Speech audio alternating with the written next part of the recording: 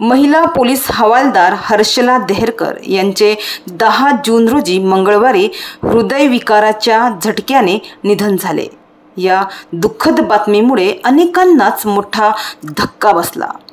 तर पोलीस हवालदार हर्षला देहरकर यांच्या कुटुंबातील सदस्यांना हे दुःख सहन करणे खूप कठीण झालं आहे।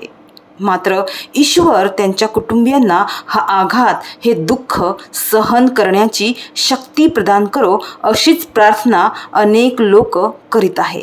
हर्षला देहरकर हे पालघर जिल्ह्यातील वाडा शहरात वास्तव्याला होत्या। त्यामुळे वाडा शहरात वाडा एसटी आगारात त्यांना श्रद्धांजली अर्पण करण्यासाठी, त्यांना आदरांजली वाहण्यासाठी आणि त्यांच्या स्मृतीस उजाळा देण्यासाठी मोठा बॅनर लावण्यात आला आहे। तर 19 जून रोजी तिळसे येथे हर्षला देहरकर यांचा दशक्रिया विधी पार पडला। तर उद्या रविवार दिनांक 22 जून रोजी त्यांचं उत्तर कार्य राहत्या घरी करण्यात येणार आहे।